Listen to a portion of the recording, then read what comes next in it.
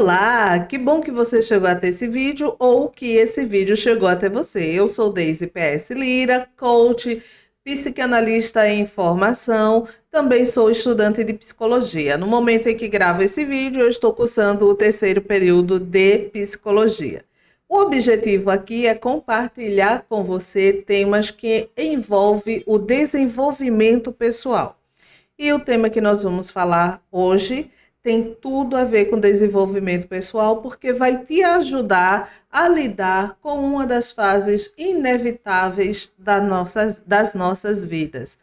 Se você não já viveu isso em algum momento, e sim, você já viveu isso em vários momentos da sua vida, com certeza você vai viver com mais ou menos intensidade aí ao longo da sua vida, ok? Eu estou falando do luto, que é o nosso tema de hoje. O luto, opa, tela errada, aqui, agora, esse fica melhor. O luto, vamos entender por que dói tanto, vamos entender o que é de fato o luto e por que ele dói tanto.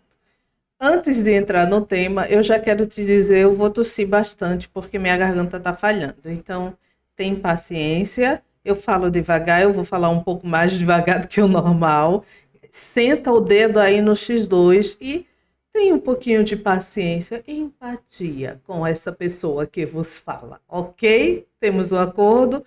Ah, se quiser, já deixa aí o teu comentário contando a tua experiência com o luto e como você conseguiu superá-la ou se você ainda está vivendo o luto. Também deixa nos comentários o que você gostaria de que eu trouxesse aqui sobre o luto ou uma dúvida que ficou ao final do vídeo, ok? Bom, vamos entender por que que o luto dói tanto, né? Então, o que é o luto? Deixa eu ver se é isso. É isso mesmo. O que é o luto? O que de fato é o luto? Por que ele dói tanto? E como atravessar esse processo sem se perder? Muita gente se perde no meio do caminho. E por que que eu digo que você já viveu o luto na sua vida? Se você tem mais de 18 anos, se você tem mais de 20 anos, se você tem mais de 30 anos, você passou pelo luto da adolescência. Você passou por 3 tipos de luto. E um desses lutos é o luto pelo corpo infantil, é o luto pela imagem infantil dos pais. É essa transição da adolescência para o adulto gera um luto. Então você já viveu a experiência do luto em algum nível, só que você não sabia que estava vivendo essa experiência. E de onde vem, né, como você já sabe, se você já assistiu algum vídeo aqui do canal, esse tema, a teoria, a base de tudo que eu vou te falar vem dos estudos dessa mulher, que é a Elisabeth Kübler-Ross. Ela é médica, foi médica psiquiatra, né? E foi ela que formulou a teoria dos 5 estágios do luto. Então, é em um dos livros dela que eu vou te mostrar agora, tá? De onde tá vindo. Não, esse aqui não, é esse aqui. Sobre a morte e o morrer de Elisabeth Kübler-Ross. Então, se você é psicanalista, terapeuta, psicólogo, se você é psicólogo, com certeza você deve ter se deparado com essa obra na faculdade. Psicanalista, não sei, vai depender de qual foi, de onde você fez a sua formação, mas se você é psicólogo, é terapeuta, psicanalista, você precisa olhar um pouco para essa obra da Elisabeth. Ela faz muito sentido, porque em algum momento pode chegar para você uma pessoa enlutada por morte, ou pode chegar para você uma enlutada por velhice, por exemplo. Pois é, essa transição da para a boa idade, que nos coloca em boa idade, também gera um luto. E aí nós vamos entender por quê, tá? Agora, se você não é terapeuta e quer entender um pouco mais sobre luto, eu vou te recomendar o livro A Morte é um Dia que Vale a Pena Viver. É um livro menos técnico, é um livro de uma leitura mais suave, mais fluida, mas que traz aí um conteúdo que vai te ajudar bastante, certo? Voltando aqui para os nossos slides, né? Já te apresentei de onde vem a teoria. E aí, o que a Elizabeth Kubler-Ross fala para a gente é que o luto é um processo de adaptação emocional diante de uma perda significativa. Quando você fica diante dessa frase, fica muito claro entender que não é só sobre morte. Não estamos só falando sobre a perda de um ente querido, também não estamos só falando sobre a nossa própria morte. Porque saber, ter consciência, o adoecer, o envelhecer, nos deixa de cara com o luto, nos leva para a experiência do luto. Por quê? Porque nós, ao envelhecer, nós perdemos vitalidade. O nosso corpo entra em uma fase, em um estágio de definhamento que não pode ser freado.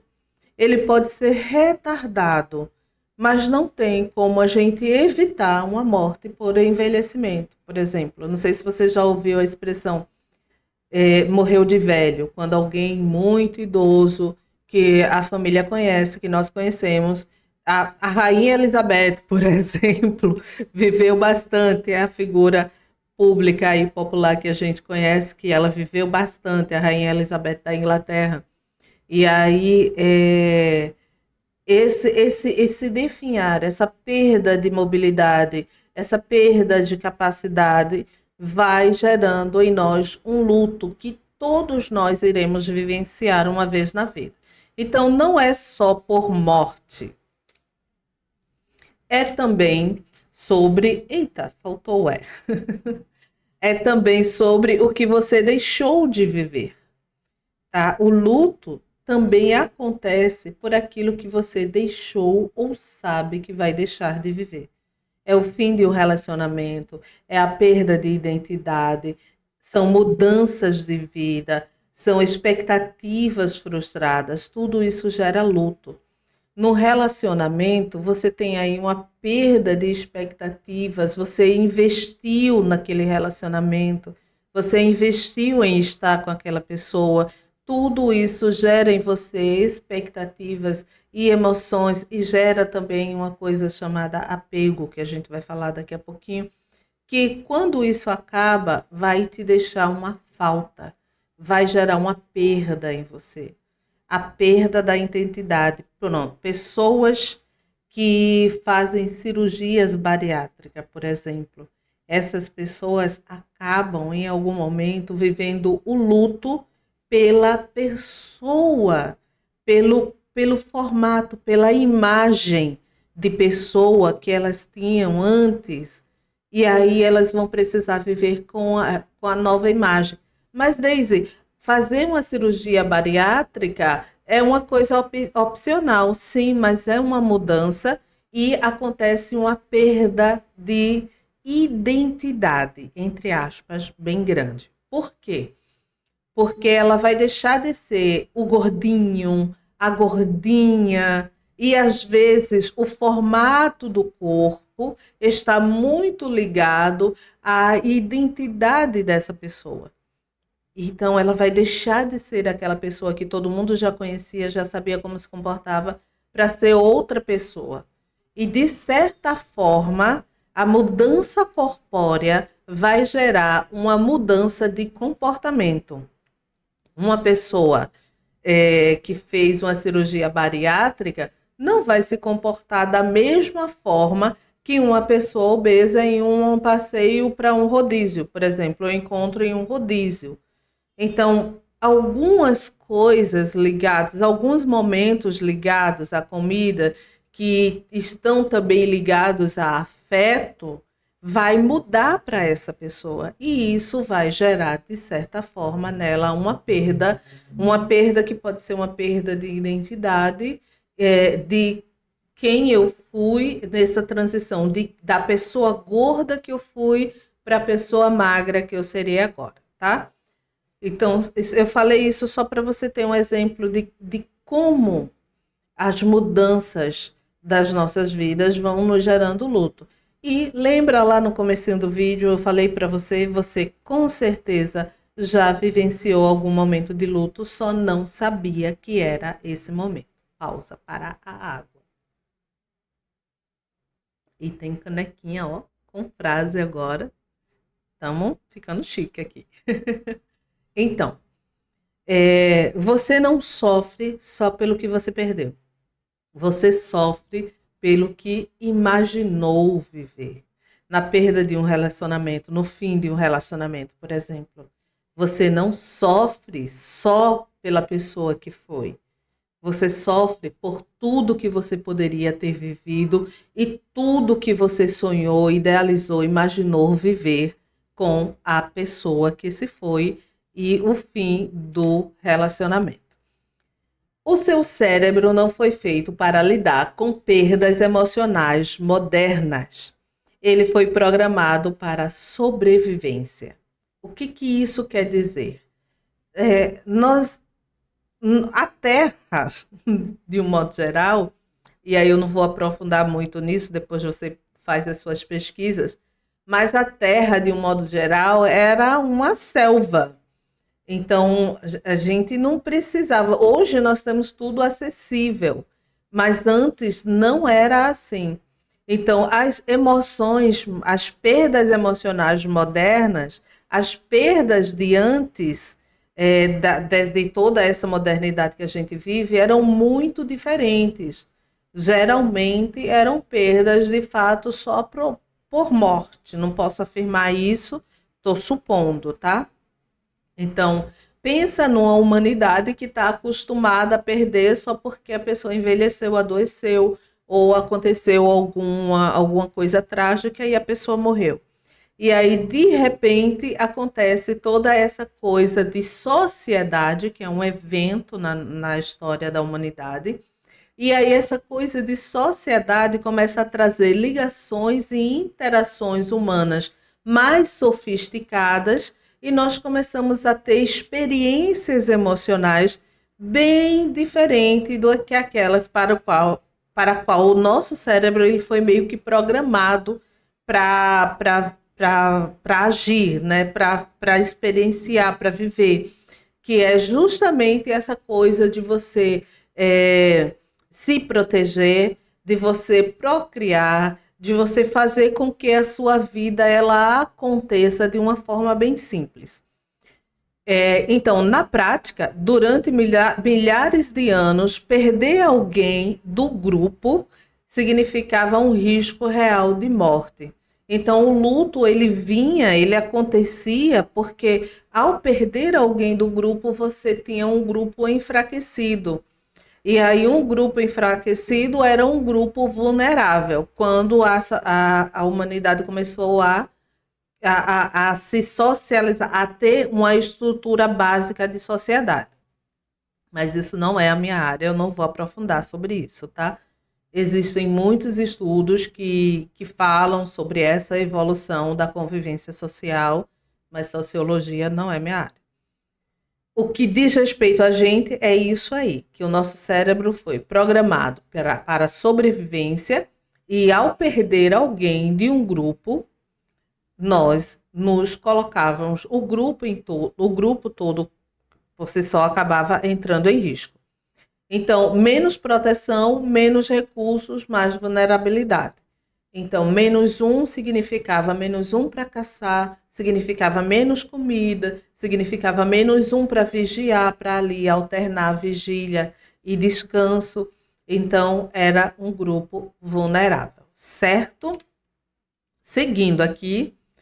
Então, hoje, o que acontece conosco hoje, com toda essa modernidade? Quando você perde alguém importante, o seu cérebro reage como se fosse um perigo real. por conta da nossa história ancestral, que se morresse alguém no grupo, nós ficaríamos vulnerável, porque o nosso grupo diminuía, e aí diminuía em tudo, em força, em capacidade de alimentação, em capacidade de vigilância.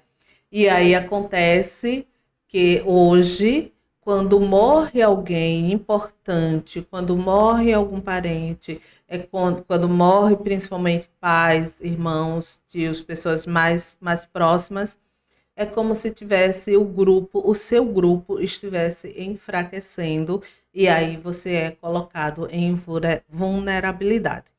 E é por isso que você sente ansiedade, desespero, a sensação de vazio, a confusão mental. Isso tudo não é drama, é o seu sistema de sobrevivência ativado. É algo dentro da tua psique dizendo não, não pode perder uma força, não pode perder uma vigilância, não pode perder alguém que vai somar trazendo comida para a nossa sobrevivência, entende? É basicamente isso. E aí, a perda gera a ruptura no vínculo emocional. Até aqui, a gente viu, no contexto social, o que significa a perda. Que a gente passou um pouquinho pela evolução foi ótimo. Desculpa, Gaf. Então, que aí a gente passou um pouquinho pela evolução de forma muito, muito, muito simplória, assim, muito superficial. Esse é um estudo muito sério, muito importante e é muito profundo. Só que eu só trouxe isso por quê? Porque está dentro das explicações sobre o luto que a Elizabeth Kubler-Ross nos traz até a gente chegar à nossa experiência de luto hoje, certo? Então, até aqui nós estamos falando de convivência social, nós estamos falando de ambiente externo. Agora a gente vai falar um pouco de ambiente interno. Nós criamos vínculos emocionais com pessoas, situações e até versões de nós mesmos. Lembra do que eu estava falando agora há pouco sobre a pessoa que faz a cirurgia bariátrica? É por isso que essa pessoa, ela precisa de acompanhamento psicológico. Por quê? Porque vai haver uma intervenção na imagem dessa pessoa. E aí essa intervenção na imagem, essa mudança do rosto, mudança do corpo, isso vai gerar um luto, porque querendo ou não, até certo ponto, o nosso corpo, o nosso rosto, o nosso tamanho faz parte da nossa identidade. Então, quando você tem uma mudança tão drástica, entre aspas, dramática, como a mudança de uma cirurgia bariátrica, vai acabar gerando em você o luto da imagem que você tinha, por mais que você tenha o desejo de perder essa imagem, de transformar esse corpo, de torná-lo mais saudável. Então, ou de torná-lo esteticamente, porque não, isso também é uma necessidade humana, ou de torná-lo esteticamente mais atraente, dependendo das suas opiniões, dependendo do que você acredita ser atraente. Por mais que você tenha esse desejo, vai gerar essa ambiguidade da perda da identidade de quem você foi até o momento da cirurgia, passando para quem você será a partir da cirurgia. Quais serão os seus costumes? Qual será a sua vida no pós-cirurgia? E aí vai gerar esse luto, essa dor, esse sentimento ambíguo pela perda de tudo que você já foi com aquele corpo que você tinha, ou tem ainda, né? Se caso não tenha passado. Bom, enfim, é uma versão de você ou uma versão de nós mesmos. Esses vínculos são como ligações internas. E aí vem o que eu estava falando, a rotina compartilhada, o afeto, a segurança emocional, o sentimento de pertencimento.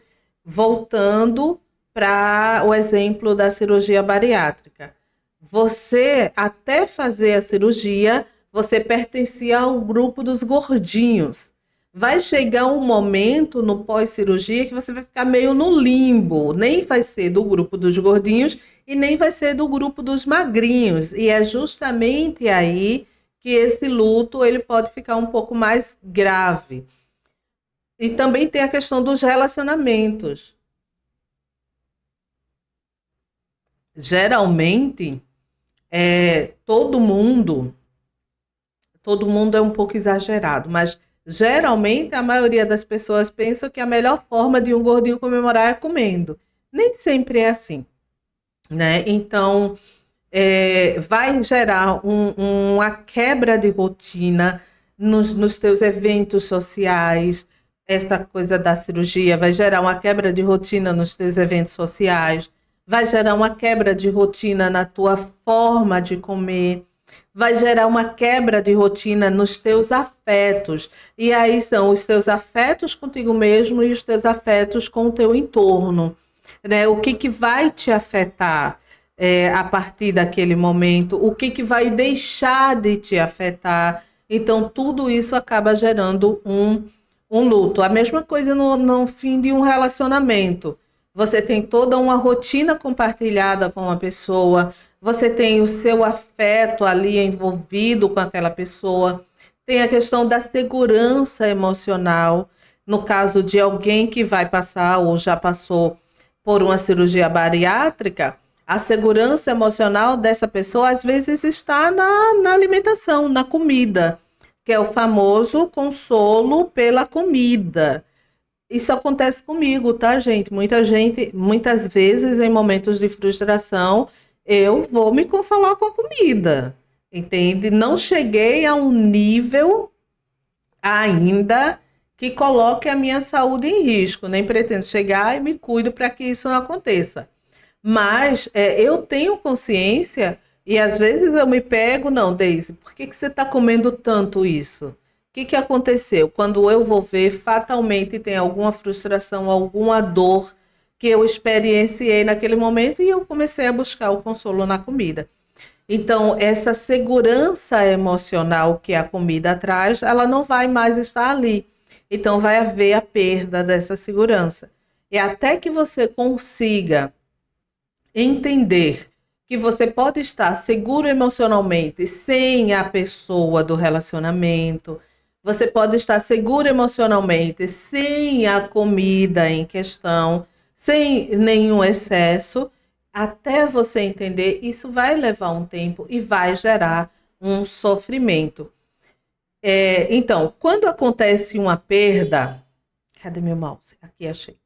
Quando acontece uma perda, não é só a pessoa que vai embora, no caso de um relacionamento, no caso do exemplo que a gente está usando aqui da cirurgia bariátrica, não é só a imagem que vai embora, não são só os costumes, é toda a estrutura emocional construída com ela que se rompe.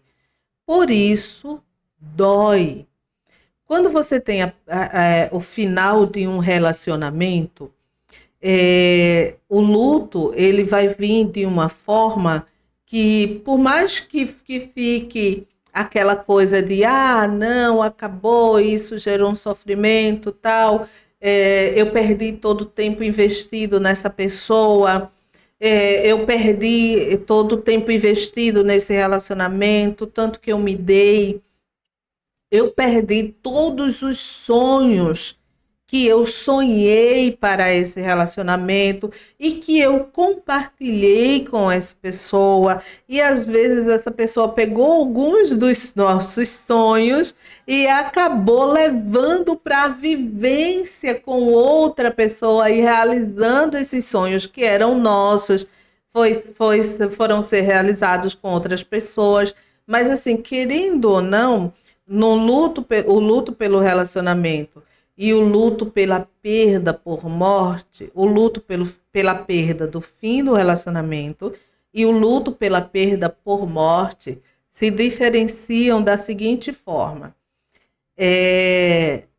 houve uma escolha de ambas as partes ou de uma das partes. Isso no final de um relacionamento. Mas quando é até que a morte nos separe, e aí a morte vem e separa, a perda, ela acaba sendo um pouco mais brutal. Por quê? Porque não houve uma escolha. A pessoa, salvo alguns eventos, e aí você sabe do que eu estou falando, eu não preciso nomear aqui, mas não foi uma escolha da pessoa, certo? Não foi uma escolha do casal, foi uma fatalidade, foi uma coisa que aconteceu, ou foi o curso natural da vida que decidiu que iria haver aquela ruptura, que iria haver aquela perda de um dos lados. E aí é isso que dói, é essa ausência, essa falta de tudo que poderia ter sido, esse emprego, esse investimento psicológico, emotivo, é isso que dói. Não é o fato do outro ir, não é o fato do outro desaparecer, no caso da morte. Não é isso, é tudo, toda uma estrutura emocional construída em volta daquela situação. Por exemplo, toda uma estrutura de vida construída em volta de um emprego que você perdeu, em volta de um relacionamento, em volta de uma expectativa de um projeto. É isso que dói, é isso que nos afeta. O fenômeno do apego mais identidade. Uma coisa muito engraçada, né? Eu vou compartilhar com você uma experiência que eu vivi há alguns anos atrás, 7 anos, para ser mais preciso. A minha filha, ela teve leucemia linfóide aguda. Isso é um tipo de sangue e acontece no sangue. Ou isso é um tipo de câncer e acontece no sangue. O que que aconteceu? Ao entrar, ela foi tratada na Oncoped do IMIP, aqui em Recife, Pernambuco, e ao entrar na Oncoped, eu deixei de ser Daisy. Eu não tinha mais nome lá na Oncoped. Eu era a mãe de Ianca. Da pessoa da limpeza até a coordenação do setor, eu era chamada por mãe de Ianca. Até hoje, que a minha filha ainda volta lá, isso foi um tratamento bem recente, e aí ela ainda volta lá, apesar de ter tido alta do serviço, ela não faz mais parte do tratamento, mas anualmente a gente precisa voltar lá, e aí para ela fazer alguns exames e ter um acompanhamento, né? E aí, quando a gente volta lá, eu deixo de ser Daisy e passo a ser a mãe de Ianca. Volto a ser a mãe de Ianca. Nunca deixei de ser, sempre fui a mãe de Ianca. Mas lá na Oncoped não existe identidade. Existe a mãe de. Existe, não existe o filho de, existe a mãe de. Isso é para te dizer que nossa identidade, ela é construída também a partir do nosso social. Não é só uma coisa de personalidade, é também uma coisa de convivência. Você não se conecta com alguém de forma neutra. Você constrói parte de quem você é dentro daquela relação. Então você passa a ser a filha de, o filho de, o esposo, o parceiro, você passa a ser o amigo, entende? Existe essa coisa do apego relacionada à identidade.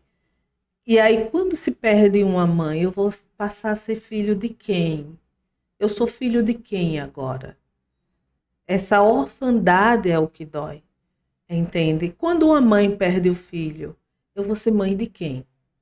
Por mais que ela tenha outros filhos, ela sempre, sempre vai chorar a perda daquele filho que ela deixou de ser mãe, entende? Então, não é só o apego em si, é o apego que gera essa identidade que nos posiciona na sociedade também. O luto dói tanto porque não é só uma perda emocional. O seu cérebro entende isso como uma ameaça à sua sobrevivência, que foi o que a gente já explicou. Ao mesmo tempo, você perde um vínculo que estruturava a sua vida e, no fundo, perde também uma parte de quem você era. Bom, em seu livro Sobre a Morte e o Morrer, Elizabeth Kubler-Ross apresenta os 5 estágios do luto,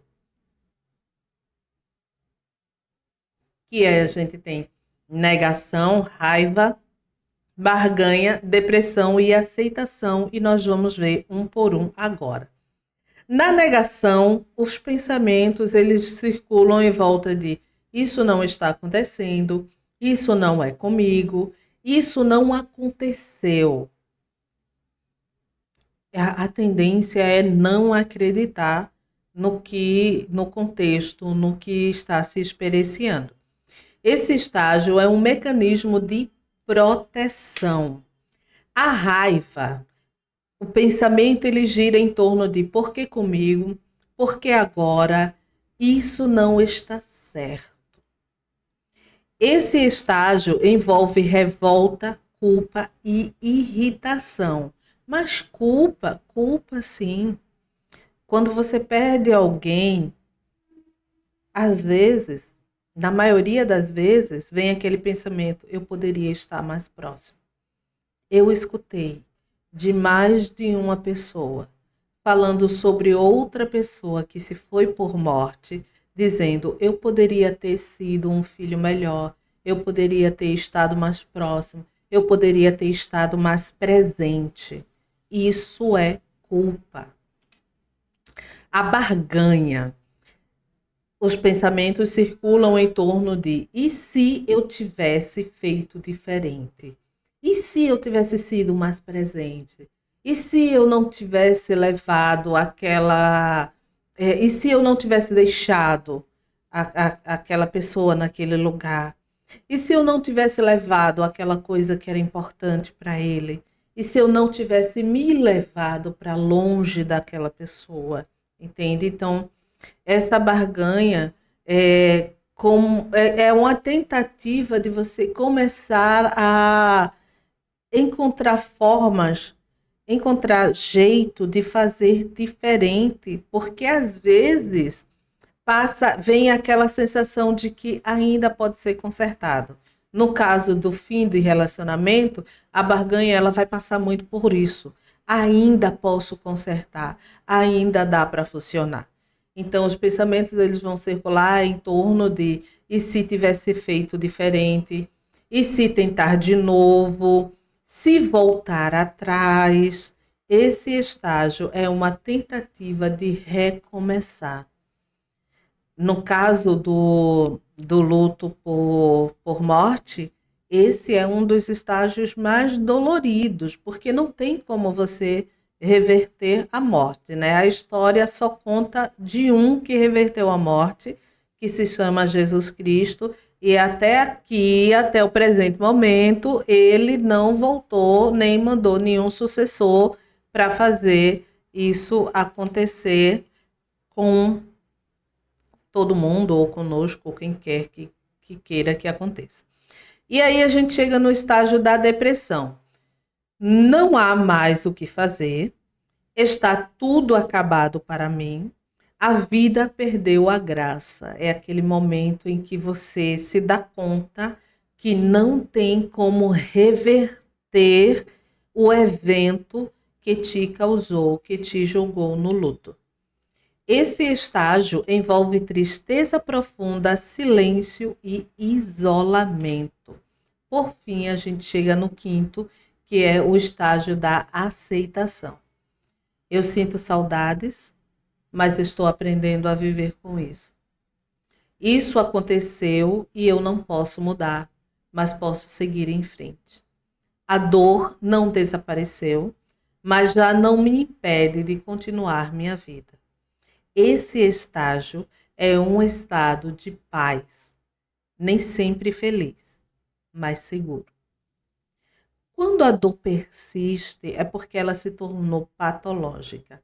Se isso aqui não acontecer, é porque essa depressão aqui se transformou numa depressão maior. A depressão maior é uma doença reconhecida pela classe médica e aí tem tratamento farmacológico. O natural é que você experiencie essa depressão e em algum momento ela passe. E aí você pode chegar na aceitação ou você pode ir para qualquer outro estágio. Porque esses estágios não são uma escada.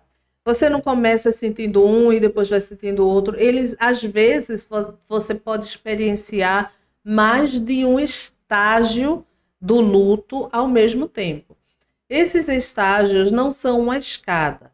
Você não vive eles em ordem e não existe tempo certo. Aquela coisa de o tempo cura tudo, cura, sabe? De certa forma, o tempo ele vai acomodar. Opinião minha, tá? O tempo ele vai acomodar as coisas para você. Você pode com o tempo se acostumar com a dor. Você pode com o tempo se acostumar com a experiência. Você pode com o tempo se acostumar com a perda.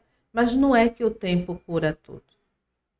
O tempo ele te dá a oportunidade de você se colocar à disposição da cura.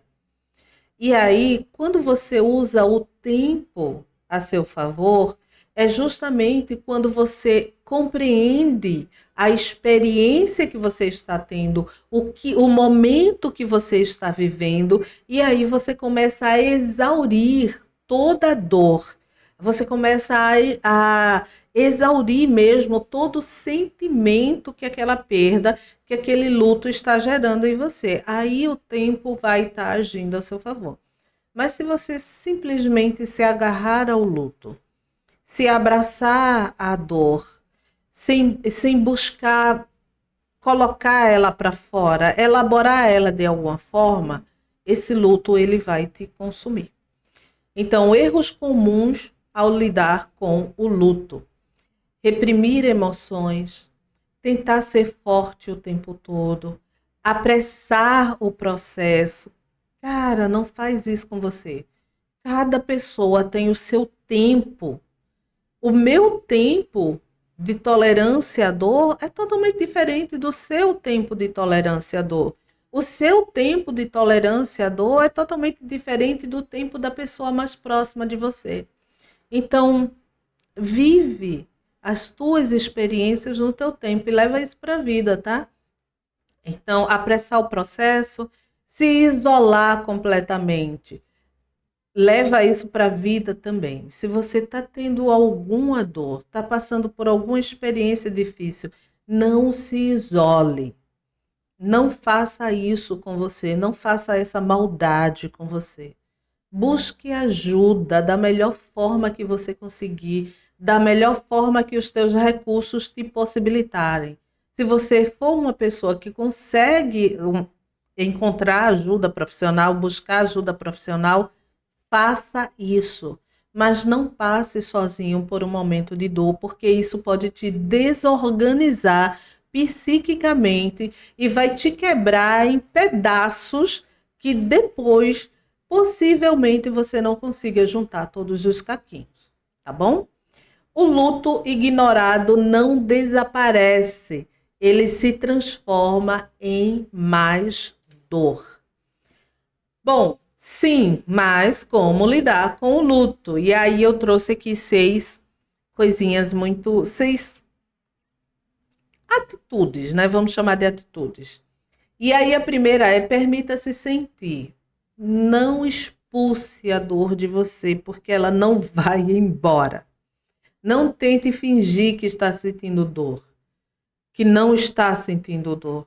Não tente, eu tô triste e vou para uma balada. Não faz isso, porque você só vai estar potencializando essa dor. Sentir não é fraqueza, é processamento. Se você não elaborar as suas dores, independente de ser luto ou não, você não vai conseguir processar, você não vai desenvolver resistência para possíveis dores maiores, tá? Você só vai se tornar cada vez mais vulnerável à dor. Nomeie o que você está sentindo: tristeza, raiva, culpa, saudade. Nomeie, dê nome aos seus sentimentos, às suas emoções. Fale sobre isso. Terapia, pessoa de confiança. Aqui, o terapeuta, ele é treinado, é uma pessoa tecnicamente treinada para ouvir. Então, é a opção mais indicada em qualquer momento de dor, seja o luto, por luto ou por qualquer outra coisa que você esteja experienciando, o terapeuta é o mais indicado. Mas a gente sabe que aqui no Brasil nem todo mundo pode pagar terapia, então busque uma pessoa de confiança. Alguém que você sabe que não vai olhar para a tua cara e vai dizer: vixe, lá vem tu falar sobre isso de novo. Vixe, lá vem tu repetir essa história de novo. E se você se perceber no lugar de pessoa de confiança de outro, que essa pessoa vem e chega para você e fala sobre a mesma dor, o mesmo assunto, tenha empatia e tolerância. Você não precisa só da empatia, você precisa da empatia e da tolerância. Porque essa pessoa está repetindo essa história por necessidade psicológica. Porque ela está sentindo uma dor que, na maioria das vezes, ela não consegue suportar, ela não consegue lidar com essa dor. E, às vezes, ela nem sabe como nomear essa dor.